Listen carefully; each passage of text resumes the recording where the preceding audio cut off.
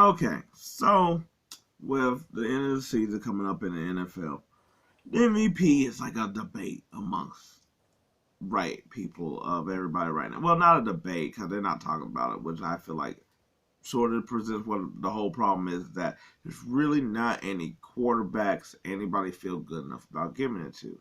So that's why you've had people being like, "Oh, Tyreek Hill, he's going to be an option. He could be the first receiver to ever do so if he gets 2,000 yards, maybe." But then there's also the other person who's everybody trying to give it to is basically either the winner of the Eagles Cowboys game, which I think is fair because Dak has been playing a really good game this season, or Brock Purdy. And the one across Brock Purdy, it feels like to me that everybody's like, oh, he had the chance to win. He should be MVP.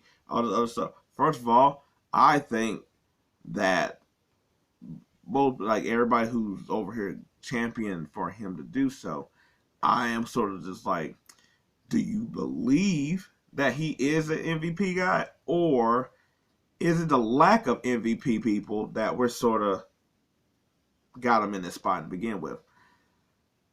And I think it's the latter, because if we had Mahomes or Jalen Hurts was having a season like how he was having last year, or if Lamar was playing more like how he was at the beginning of you see that when the offense was running wild, Jared Goff, how his offense was running wild, and then I would be like, I don't think he would be in this conversation.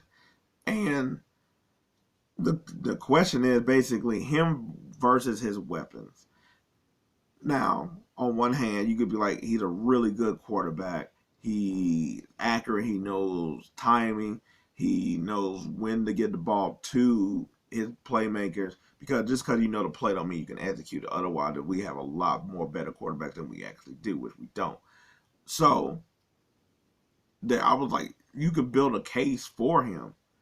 But the case against him is that he has all these great weapons. Kittle, McCaffrey, Samuel, Ayuk.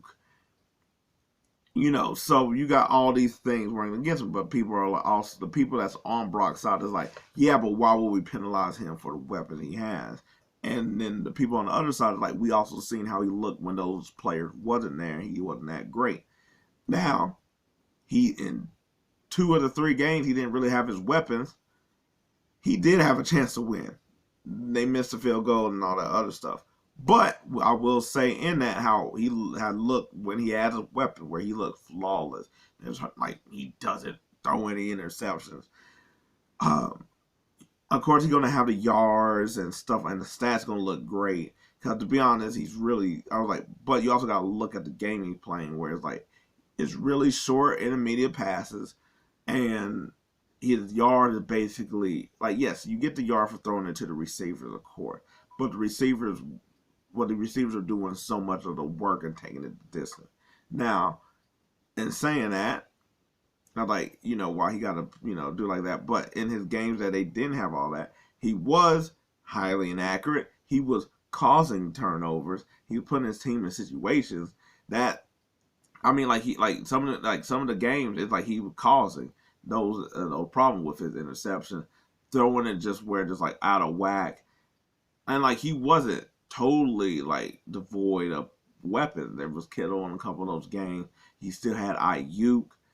It was just what a Debo Kirsten was a little bit banged up and hurt, and Trent Williams wasn't in a couple of those games.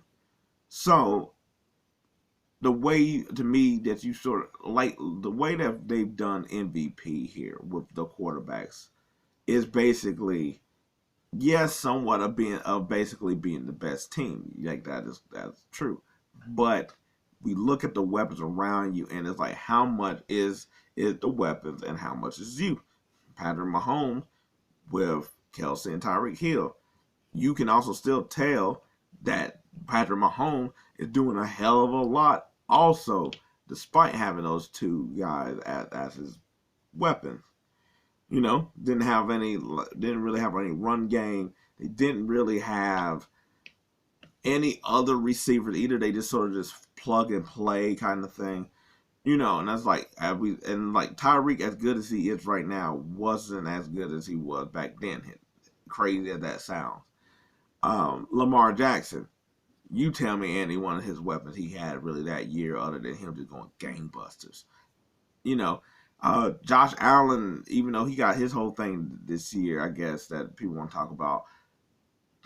You could say like other than Diggs, who else did he? You know, like so I'm saying like all these players they do have weapons because you can't be good without weapons really, except for like Mahomes to be honest. And I was like a little bit of like what Lamar has done, but it's also like when we see you play or like that or like your weapon is being either taken out or you don't have them, do you still show greatness? And I was like, Patrick Mahomes has still shown that he is great without the weapons, or sometimes he do things outside of the system. Lamar has shown things he can do outside of the system. Jalen Hurts has shown that outside of the system when he just got to do some shit, he can do stuff outside the system. And that's the point I think is what we're getting with Purdy, that I don't think he does. That doesn't mean he's not a like good to great player. It doesn't mean, it doesn't take the fact that you got to have weapons in order to be good either.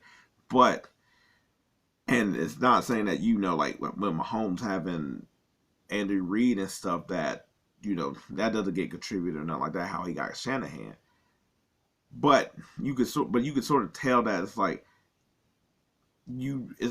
are you fearful outside of what the people and all the other stuff is around you? And I was like, and I get it, Mr. Relevant, 7th round pick, all that other stuff. And yeah, it can follow you, but at the same time, if everybody else is picking you to be the MVP from like the odds and all that other stuff, is that really being held down? So therefore, what are we talking about here?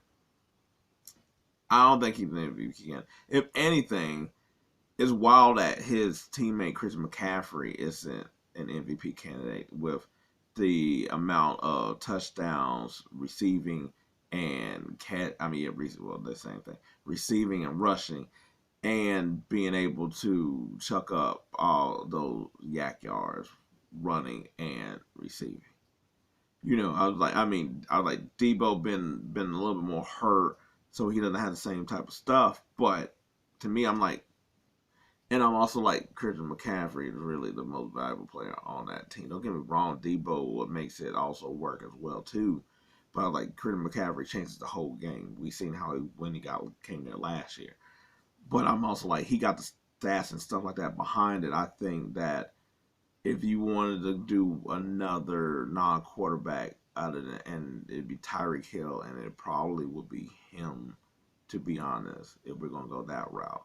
I think people on the defensive side have sort of fell off a little bit to where they haven't kept it up enough to be MVP light.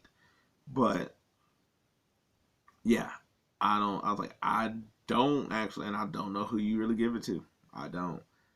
I was like, I think if Dak or Jalen wins this weekend.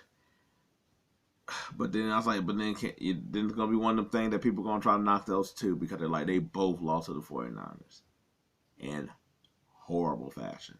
So therefore, that's going to be the knock as well of them, even though that had nothing to do with the MVP with Purdy. But anyway, that's what I think. I don't think Brock Purdy's an MVP guy, but I think he's an MVP candidate. And he probably, I was like, to be honest, I was like, he probably might win it. He probably will, just because it's that type of year, and that's sort of the thing where it's like, is it because it's that type of year, or is he actually deserving to win? Or maybe we shouldn't even use the word deserve, but it's just his season. We'll see. But anyway, what do you think? Tell me what you think of the MVP, or he's an MVP, whatever, let me know.